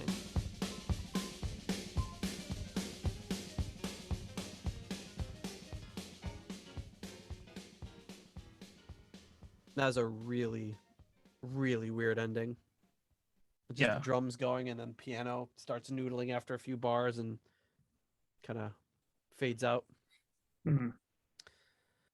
There you go. What do you think about Move with the Times? Move with the Times. I would rate that one a 3. Feel like it was more of an idea than it was a song, you know. But yeah, it didn't really grab me. I mean, there were some cool parts to it, but didn't feel like the rest of the album to me, you know. And even though the piano was good, it just kind of I don't know, it felt a little repetitive, I guess. All right, You I'll give it a know. 3.5. I think it was, like you said, it seemed a little unfleshed out. Good energy, a really good solo interest, a bizarre fade out at the end, but yeah, it's a good song. But again, nothing that jumps out like that first half of the album. Holy crap! I thought this was going to be like vying for the top spot. Right. But that leaves us with only one track left, and that is the closer for this album, at least the Japanese version, and that is Sleeping on the Job.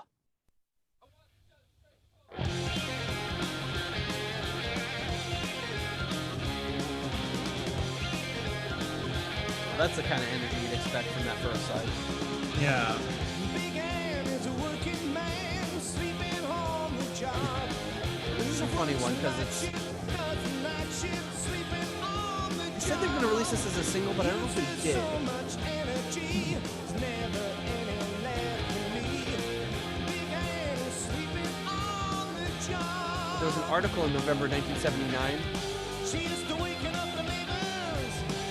about night shift workers sleeping at the job at a British auto plant, and that's what he wrote this song about.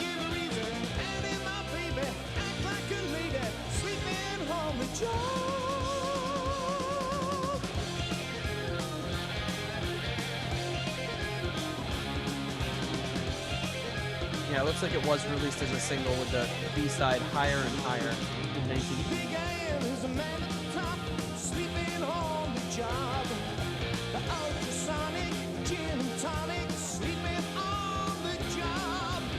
His voice sounds different.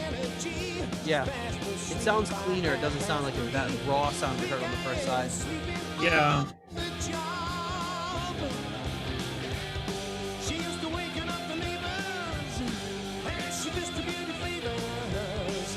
And now she's not a key in treason, and she doesn't give a reason. Annie, my baby, act like a lady, sleeping on the job. It's weird that he goes sleeping on the job. Like it's almost falsetto. Yeah. You're not liking it? No. I could tell by the look on your face. I kind of like it, but it's not usually what you expect him to like belt it out a little more.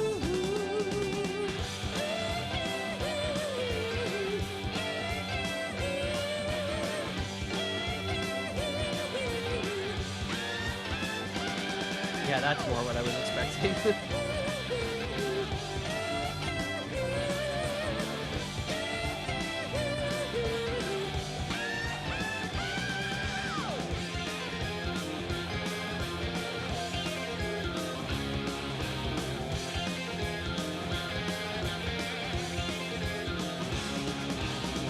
Big Ann is a working man, sleeping on the job. She works the night shift, does the night shift, sleeping on the job.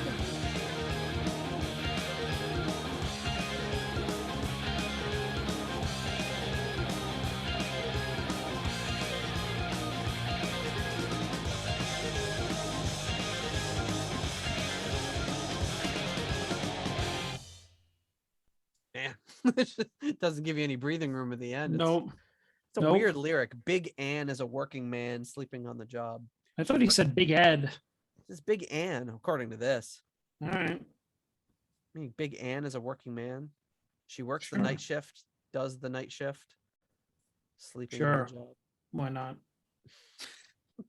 Nothing about a beaver so far that I can find. Annie, my baby, act like a lady, sleeping on the job. Yeah, that was just odd. Yeah, that looked like We it did really that. rubbed you the wrong way. All right, what do you think Well, of because- sleeping on the not no, the because- concept of sleeping on the job, but the He could have screamed it. That's what. But hey, whatever. I'm giving this one a 3 as well. I think it's just. Yeah, it did not move me. did not move you. No, I mean, Doesn't make you want to sleep on the job. maybe, but I mean, that's not necessarily a good thing. I can't even sleep on an airplane. How would you sleep at like a job? I can't imagine like being at work. Like, I'm just gonna, I don't know, first of all, I don't know where the hell it would go.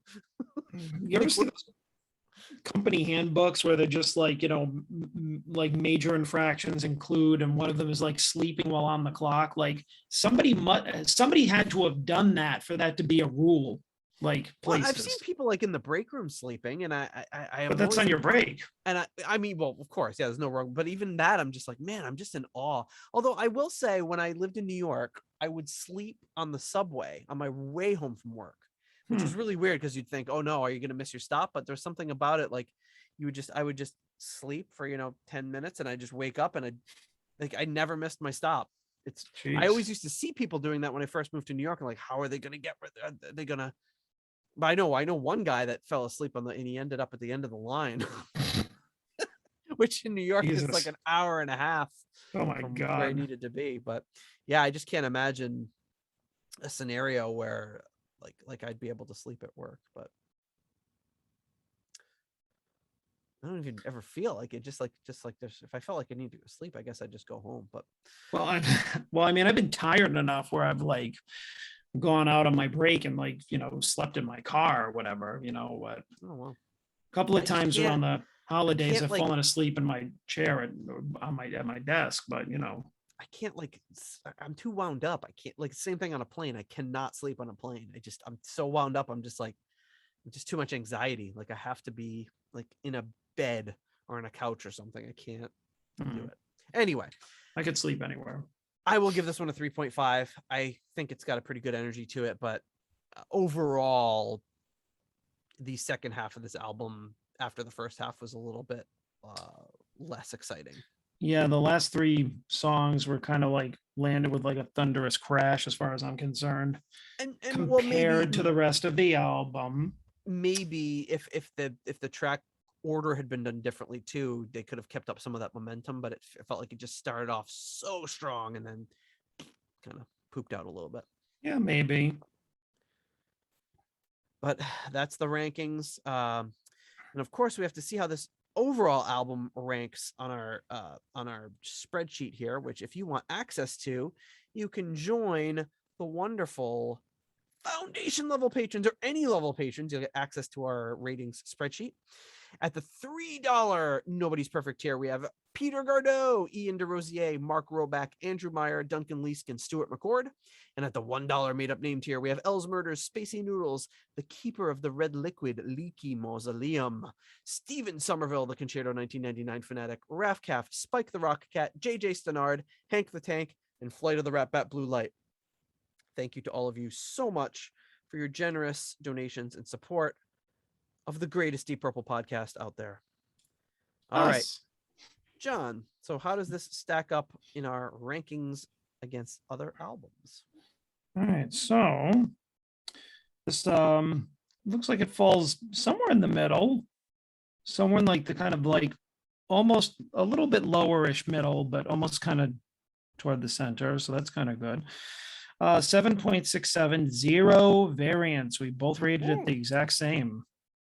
Wow. Yeah, even though we didn't rate very many songs the same at all, but we got an exact match there. Yep. And yeah, so that's interesting. Looks like the last time we did that was Rainbow Down to Earth, or one of the times we did it. An exact match. Yeah, so this is just a little bit below White Snake Trouble, which that's interesting. We talked about reminding us of early White Snake, and a little bit above John Lord Gemini Suite, which we just finished discussing last week, I believe. Oh, that was Saraband. I meant Saraband. All right. Sorry. Yeah, so Gemini Suite. So it's near John Lord. And in good company. Oh, a little bit below Who Do We Think We Are. I find more songs on this that I like than Who Do We Think We Are, but right. Well, Who Do We Think We Are, I think, is our greatest variance to date. And actually it's only as high up as it is because of my huge love and appreciation of that album. If it was up to you, it would be much further down. But yeah, anyways, yeah, I think what you were I feel like the last three songs on this album were like tacked on. And like you said, it could have been the song order for this. So but yeah, it didn't seem to match the rest of the album. Like the album had like been, you know, those three songs shorter, I would have said it was like a perfect album, you know? Yeah. And I would say, yeah. And I'm also assuming that these are the correct versions of the songs. I'm pretty sure that they are, but I really wanted to get a vinyl copy of this album. It's like, they're like selling for like $150. So I was like, I'll just grab these from these compilation albums that I have. But yeah, there you have it. That's Gillan Mr. Universe, or Ian Gillan Mr. Universe, the Japanese version. So before we wrap up, just a few little quick notes. The album reaches #1 in the UK, selling over 2 million copies worldwide. That might be just the UK version. So again, a lot of craziness with this. There's also an additional song called Parliament Square that was from the sessions that didn't make it onto the album. So I'll put a link in the show notes if you want to listen to that one. So Simon Robinson in the issue number 20 of Stargazer, December 1979, wrote reviews of the UK and the Japanese version. Of the UK version, he says, I recently rated the last studio album issued only in Japan as the best ex-Purple disc to date. This comprises the 5 tracks from it, 3 of which have been re-recorded plus 5 new tracks. So how could they go wrong? Well, they have. How they can honestly turn this out after that Jap LP is beyond me. The material I can take What I can't take is the abysmal mix. It's just bloody terrible. Gillan's vocals are buried, and through the drummer is presumably playing a whole. Oh, I'm sorry. And though the drummer is presumably playing a whole kit, only the cymbals can be heard. Now his review of the Japanese version.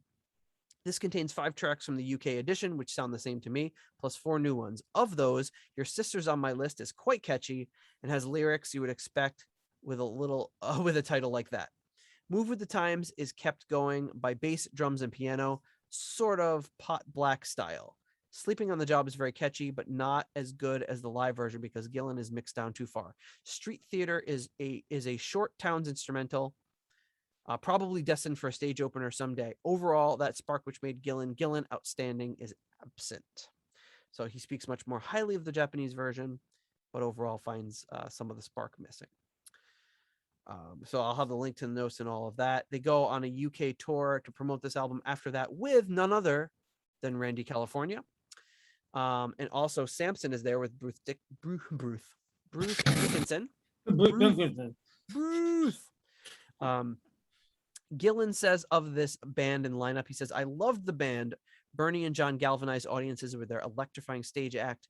And in John's case, he was described in one review as a walking absurdity with a presence that oozed rock and roll. Then there's a little story in Child in Time. So he after this happens, he goes on this tour, and this is something we've talked about on the show before, but I'm going to read it directly from Gillan's words to close out the episode. And this is about a time that he, right after going on the tour with this UK tour, he returns home for Christmas. And I quote, that said, I did have an unusual surprise just a few months earlier, in fact, at Christmas time, when who should turn up on the doorstep but Ritchie. It was about 11 o'clock at night, and I went to the door. The snow was falling and peered out. There, standing 2 or 3 paces back in the driveway, stood Blackmore with his silly pilgrim's hat. So I said through the door, what do you want? And he replied, I'm looking for a singer. So I said, okay, well, come in. He asked, do you mind if I bring the girlfriend in? And I said, where is she? He told me she was standing at the end of the drive.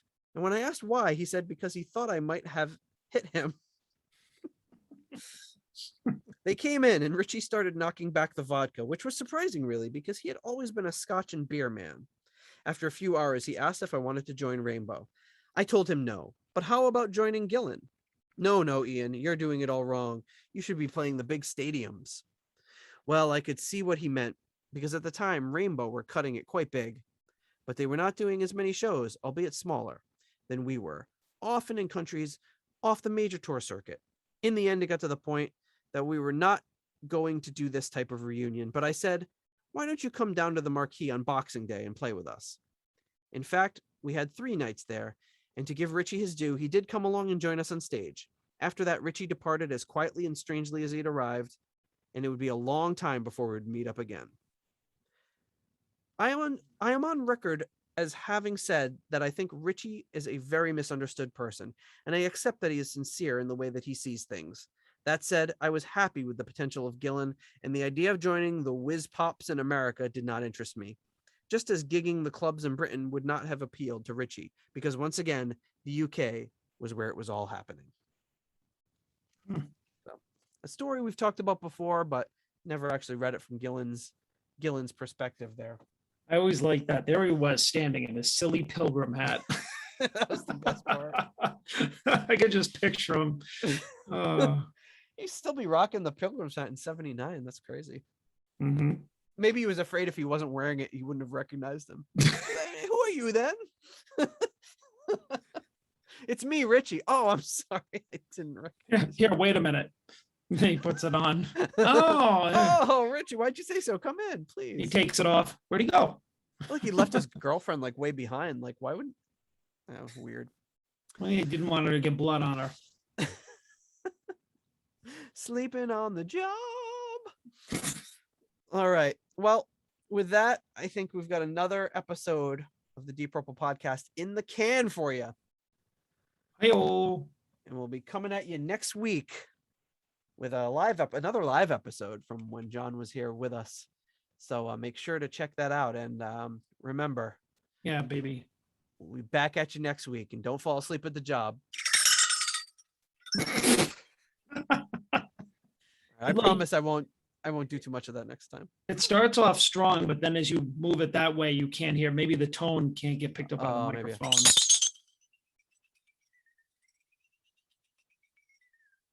I'm getting really good at this. Yeah, not bad. Not bad. All right, folks. We'll see you next week. All right.